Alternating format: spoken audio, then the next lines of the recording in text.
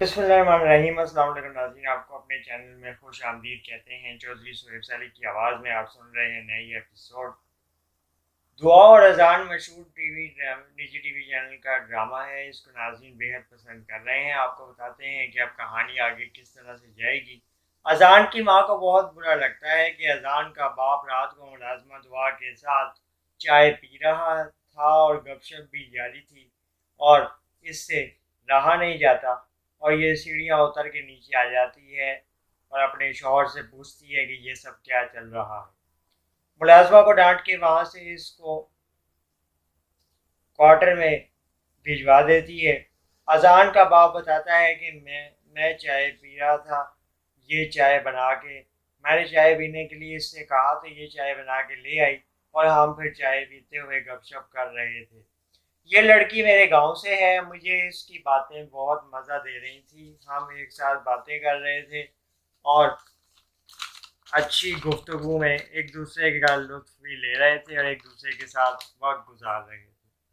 اذان کی ماں کہتی ہے یہ چائے آپ خود بنا سکتے تھے، اگر ملازمہ سے بنوانی تھی تو اسے ساتھ بٹھا کے گپ شپ کرنے کی کیا ضرورت تھی، اس طرح وہ سر چڑھ جائے گی۔ اگلے روز اذان کی ماں کہتی ہے کہ اذان آج تم رومانہ کو لے کے ڈنر پہ جاؤ گے؟ وہ کہتا ہے ٹھیک ہے۔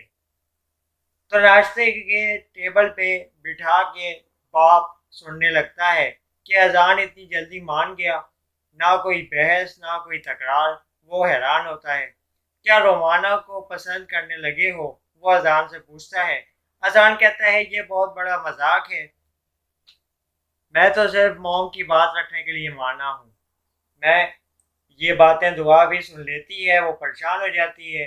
اذان اس کے پاس جاتا ہے، اسے تسلی دیتا ہے کہ پریشان نہ ہو، میں رومانہ کو سبق سکھاؤں گا۔ اذان اور رومانہ ڈنر پہ جاتے ہیں۔ سارا وقت رومانہ اکیلی بیٹھی رہتی ہے۔ اذان اپنے دوست کے ساتھ گپ شپ کرتا رہتا ہے اور رومانہ کو بالکل بھی توجہ نہیں دیتا۔ ناظرین، آگے دکھایا جاتا ہے کہ واپس آ کے رومانہ اذان کی ماں کو شکایت کرتی ہے اس کے رویے کے حوالے سے۔ مجھے وہاں بہت شرمندگی کا احساس ہو رہا تھا، میں سارا وقت اکیلی بیٹھی ہوئی تھی، ادھر ادھر سے لوگ مجھے دیکھ رہے تھے اور اذان نے مجھے وقت نہ دیا، نہ توجہ دی۔ ادھر مراد بار بار دعا کو خبردار کر رہا ہے کہ آپ اذان صاحب سے پیچھے ہٹ جائیں، ان کی رومانہ سے شادی تو ہو جائے گی، آپ کو کچھ نہیں ملے گا۔ دعا اور اذان ڈرامے میں اب کہانی آگے رائٹر نے کس طرح لے کے جانی ہے، اس کا فیصلہ تو ابھی رائٹر نے کرنا ہے، اور یہ ناظرین کے لیے بڑا ہی تجسس کا باعث ہے۔